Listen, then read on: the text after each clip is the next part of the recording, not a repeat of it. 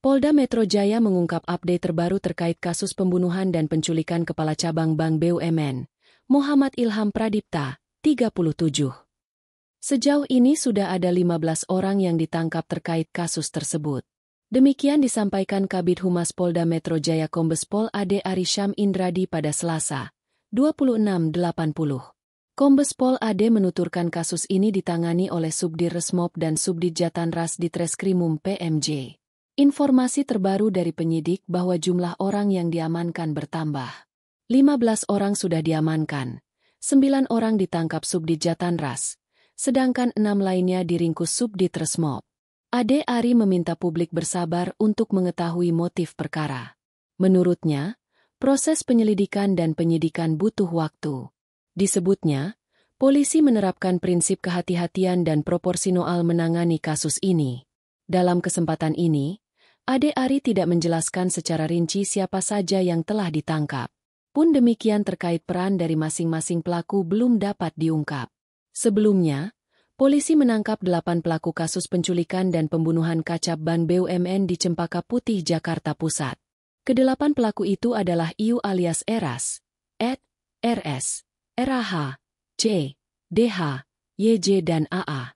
Ed, RS, dan RAH ditangkap di kawasan Jakarta Pusat sedangkan RW diamankan di sebuah bandara di daerah Nusa Tenggara Timur, NTT. Untuk DH, YJ dan AA ditangkap di daerah Solo, Jawa Tengah. Lalu pelaku berinisial C ditangkap di kawasan Pantai Indah Kapuk, PIK, Jakarta Utara. Di sisi lain, Polda Metro Jaya masih mendalami dugaan keterlibatan oknum prajurit TNI dalam kasus kematian kacab ban BUMN.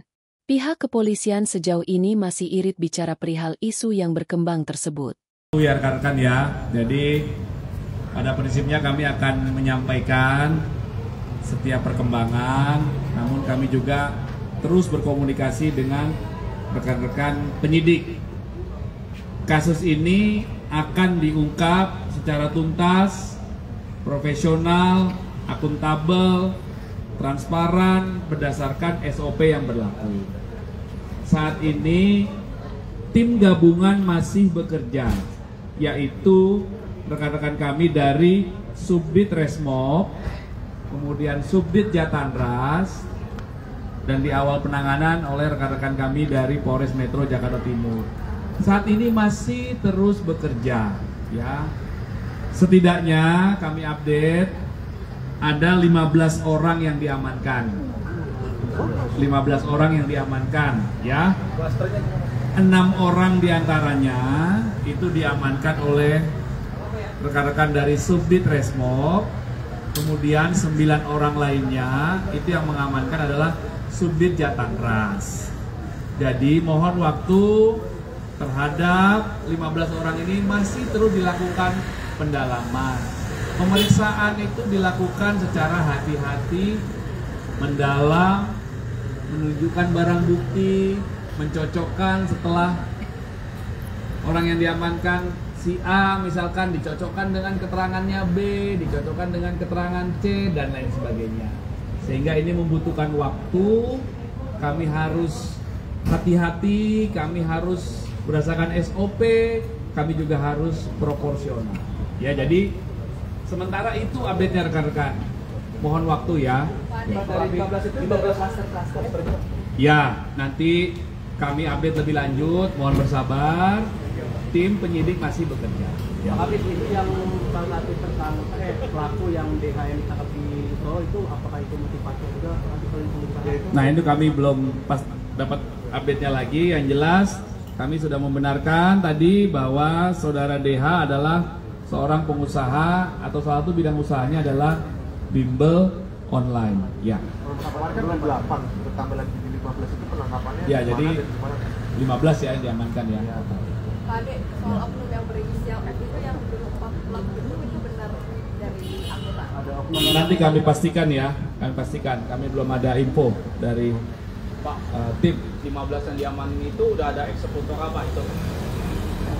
Nanti kami pastikan perannya masing-masing masih didalami, dipastikan secara pasti ya, sehingga nanti bisa disimpulkan dari 15 ini perannya masing-masing apa, berapa orang yang sudah ditetapkan sebagai tersangka, atau kemungkinan lainnya bagaimana, ini masih terus dikembangkan ya. Mohon waktu. Ada 8 hari ini. Tambah 15. Kapan tuh, Pak?